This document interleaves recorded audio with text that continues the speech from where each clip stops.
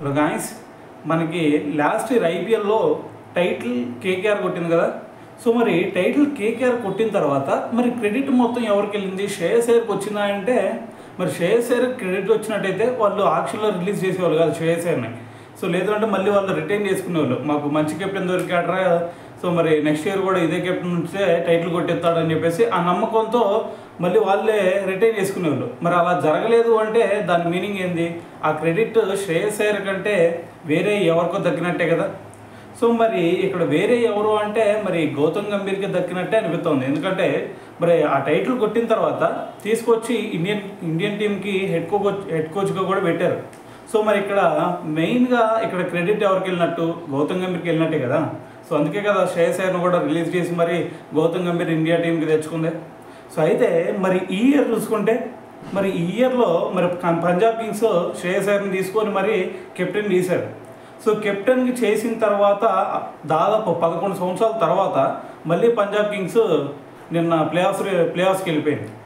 So మరి దీంతో ఇక్కడ మెయిన్ మరి మన కేకేఆర్ గెలవడానికైనా లేదు అంటే నిన్న పంజాబ్ కింగ్స్ మరి ఇక్కడ ప్లేఆఫ్స్ రావడానికైనా మెయిన్ రీజన్ ఎవరు అంటే మనకు క్లియర్ కట్గా అర్థమవుతుంది, శ్రేయస్ అయ్యర్ అని చెప్పేసి. సో దీని గురించి సునీల్ గవాస్కర్ కూడా రీసెంట్గా మాట్లాడాడు. సో మరి లాస్ట్ ఇయర్ చూసుకుంటే శ్రేయస్ అయ్యర్కి దక్కాల్సిన క్రెడిట్ వేరే ఎవరికో దక్కింది. సో మరి ఈ సంవత్సరం చూసుకుంటే ఆ క్రెడిట్ ఎక్కడికి పోలేదు, శ్రేయస్ అయ్యర్కే తిరిగి వచ్చింది అని చెప్పేసి సో మరి సునీల్ గవాస్కర్ కూడా దీని గురించి మాట్లాడటం జరిగింది.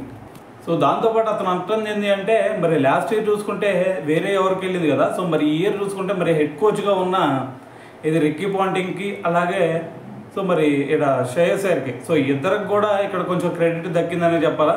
సో మరి ఇక్కడ మెయిన్ ఏంటి అంటే కెప్టెన్ ఎవరైతే ఉంటారో సో వాళ్ళ మీదే డిపెండ్ అయి ఉంటుంది మ్యాచెస్ గెలవటమా లేదా అనేది. అంతేగాని ఎక్కడో డగ్అవుట్లో కూర్చున్న హెడ్ కోచో లేదు అంటే మరి మెంటర్సో సో వీళ్ళకంటే మెయిన్ రోల్ మరి కెప్టెన్కే ఉండేది కదా.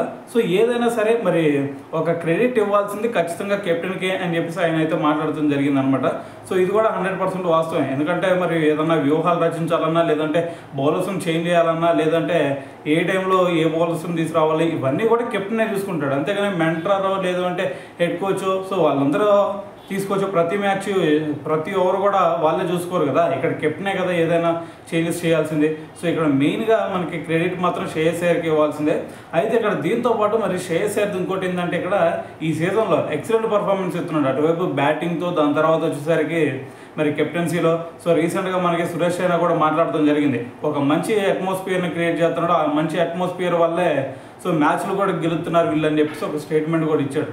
సో ఏదేమైనా సరే మరి శ్రేయస్ అయ్యర్ గురించి సునీల్ గవాస్కర్ చేసిన ఈ వ్యాఖ్యలను బట్టి మరి మీరేమనుకుంటున్నారు అనేది కింద కామెంట్ చేయండి.